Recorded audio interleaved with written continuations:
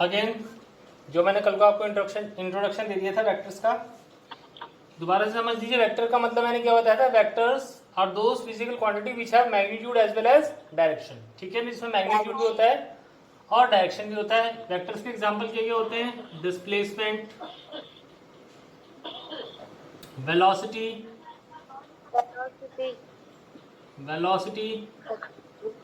Linear momentum, ठीक है, force, इसी तरीके से बहुत सारे एग्जांपल्स होते हैं वेक्टर्स के। ठीक है ना, क्लियर होगी बात। देखिए जैसे भाई डिस्प्लेसमेंट को मैं वेक्टर क्वांटिटी क्यों बोलता हूं, क्योंकि देखिए डिस्प्लेसमेंट को हम क्या डिफाइन करते हैं, it is a distance moved by a body in a specific direction. जब बॉडी क्या करती है, कोई पर्टिकुलर डिस्टेंस को एक स्पेसिफिक डायरेक्शन में मूव करती है तो उसको डिस्प्लेसमेंट बोलते हैं।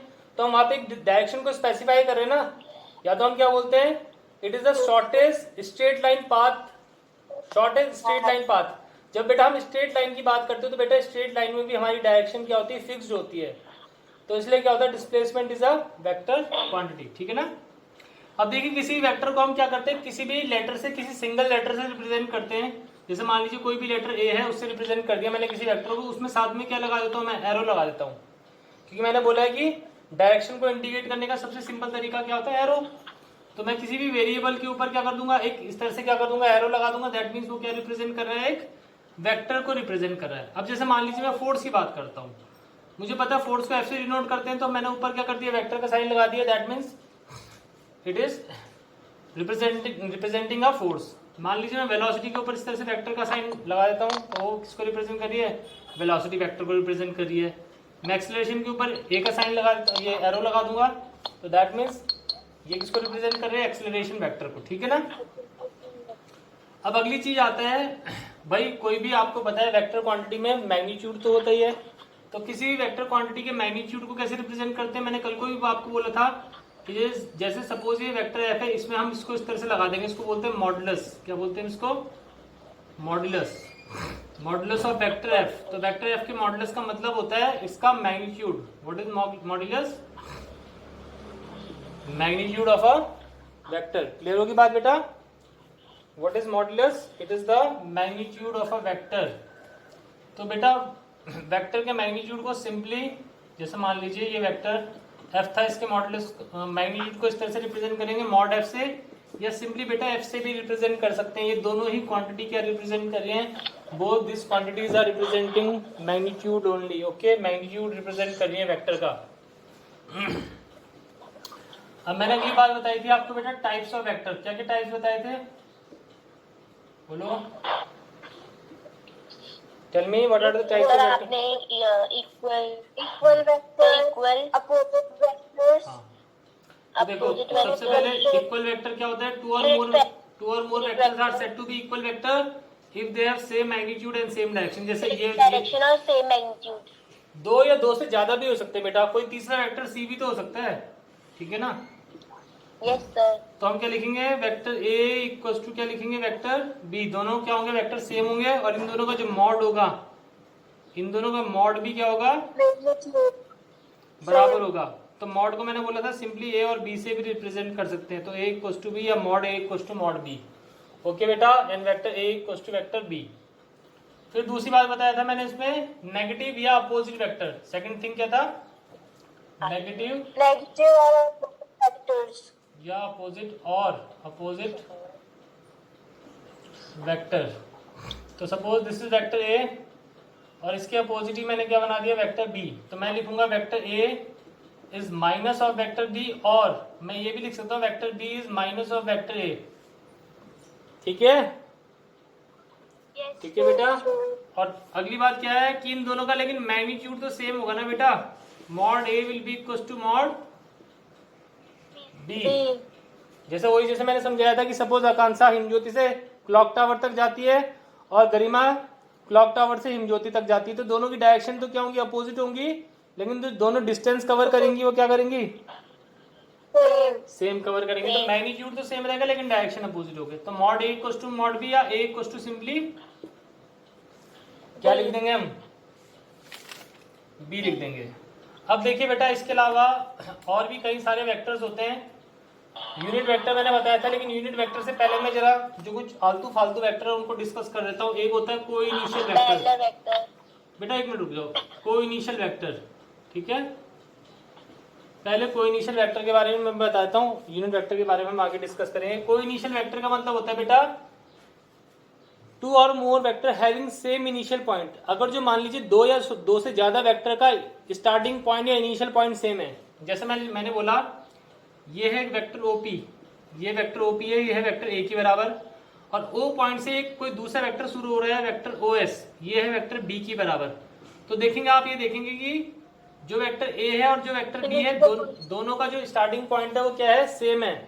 दोनों का स्टार्टिंग पॉइंट क्या है, सेम है। तो बेटा इनको बोलेंगे को इनिशियल वेक्टर। क्या बोलेंगे इन्हें हम, को इनिशियल वेक्टर। अब मैंने तुम्हें बताया था कि जो स्टार्टिंग पॉइंट होता है उसको हम बोलते हैं टेल बोलते हैं, और जहां जिस पॉइंट पे वो खत्म होता है उसको बोलते हैं हम हेड, ठीक है ना। तो देखा जाए तो दोनों की टेल क्या है, दोनों वेक्टर्स की टेल क्या है, ओ पॉइंट पे दोनों वेक्टर की क्या है, टेल है, और दोनों लेकिन वेक्टर्स का हेड अलग अलग पॉइंट पे। इसका वेक्टर का हेड है एस पॉइंट पर, उसका क्या है को इनिशियल। लेकिन ये दोनों क्या कहलाएंगे, को इनिशियल वेक्टर, क्योंकि दोनों का स्टार्टिंग पॉइंट क्या है, सेम है। इसी तरीके से बेटा हमारे पास होता है को लीनियर वेक्टर।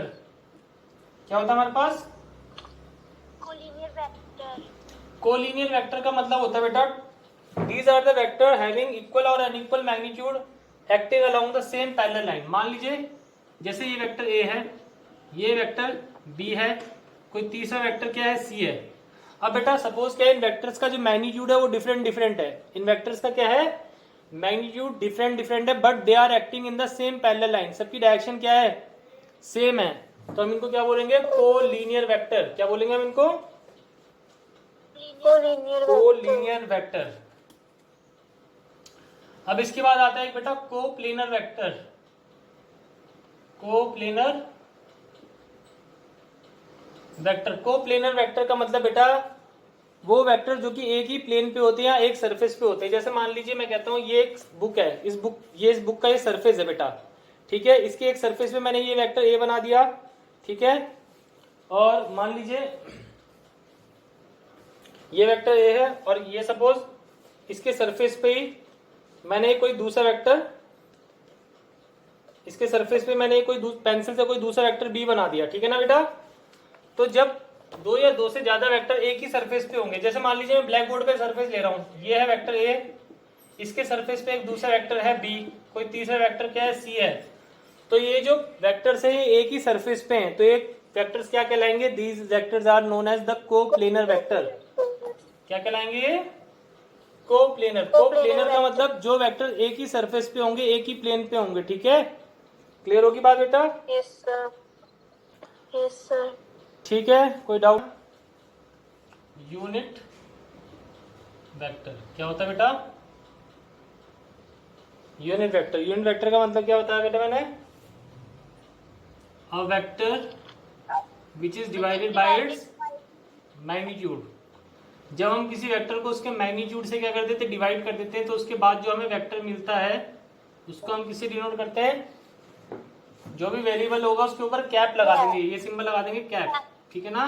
तो जैसे यहाँ पे ए कैप है, ए कैप को हमने क्या लिख रखा है, A cap is a vector which is, it is a vector which is divided by its magnitude. तो ए कैप क्या रिप्रेजेंट कर रहा है, ए कैप इज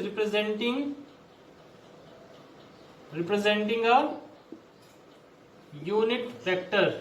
क्या रिप्रेजेंट कर रहा है, it is representing a unit vector. अब मान लीजिए suppose this is vector A, ये वेक्टर ए है, मैं इसको ओपी से डिनोट कर रहा हूँ वेक्टर ए को। तो बेटा जो यूनिट वेक्टर है उसकी डायरेक्शन वेक्टर ए के अलोंग ही होगी। The direction of unit vector will be along the vector A only, ठीक है।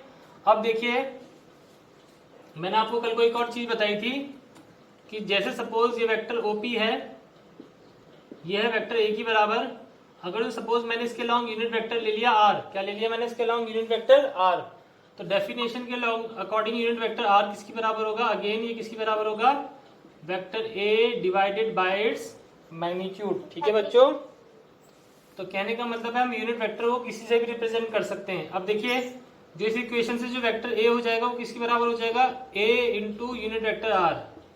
कहने का मतलब है जब मैग्नीट्यूड की मल्टीप्लाई यूनिट वेक्टर के साथ होती है तो हमें क्या मिलेगा, एक वेक्टर मिलेगा, ठीक है। क्या मिलेगा हमें? एक वेक्टर मिलेगा, ठीक है। वेक्टर। अब इसी तरीके से जैसे मैंने फॉर एग्जांपल बोला था, मैंने बोला था ये कोई लाइन ओ एस है और मैंने बोला इस लाइन का मैग्नीट्यूड है बी के बराबर और इसके अलोंग जो यूनिट वेक्टर है वो है यूनिट वेक्टर आई। तो ये है B is what? B is the magnitude. तो magnitude into unit vector is equal to a vector, ठीक है। तो वेक्टर बी किसके बराबर हो जाएगा? मैग्नीट्यूड इनटू यूनिट वेक्टर के बराबर हो जाएगा, ठीक है बच्चों। क्लियर है बात? किसी को कोई डाउट? No sir. अब इसी तरीके से मान लीजिए ये सपोज कोई फोर्स है और यहाँ पे यूनिट वेक्टर ले लिया मैंने जे, तो वेक्टर एफ किसके बराबर हो जाएगा?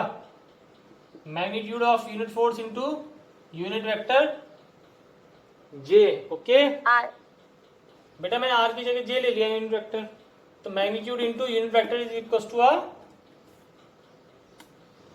क्या बोला? It is equal to a vector बोला, ठीक है ना मैंने।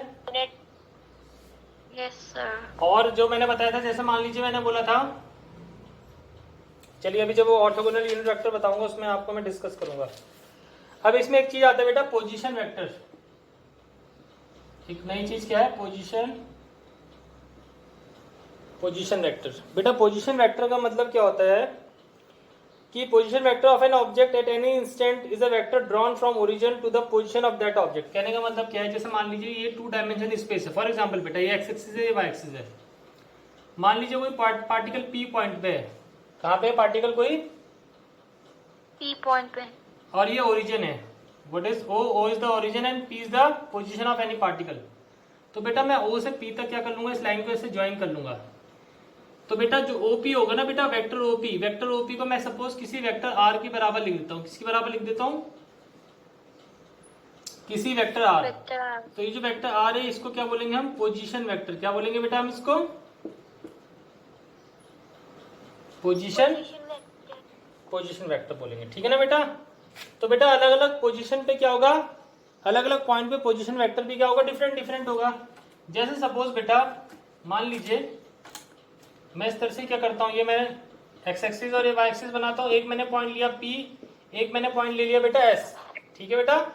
1 point is P and 1 point is S and this is origin.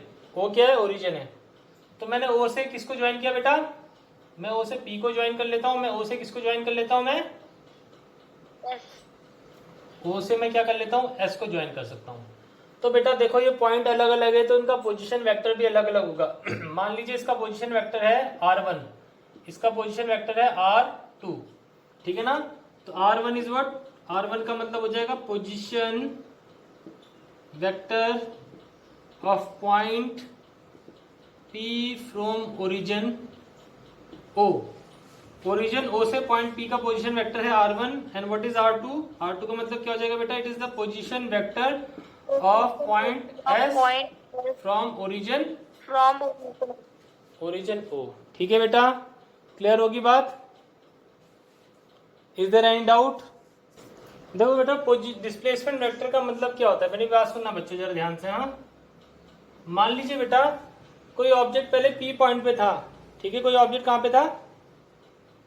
बोलो। P पॉइंट पे था तो उसका पोजीशन वेक्टर कितना है बेटा? उसका पोजीशन वेक्टर है R1। फिर ऑब्जेक्ट P से मान लीजिए कहाँ पे चले गया? बोलो। Q बेटा, ये पॉइंट है Q पॉइंट है बेटा ये, ठीक है। दिस पॉइंट इज Q, ये ओरिजिन है वो, तो ठीक है ना। P से कहाँ पे चले गया बेटा? Q। और Q का पोजीशन वेक्टर मैंने कितना लिख रखा है?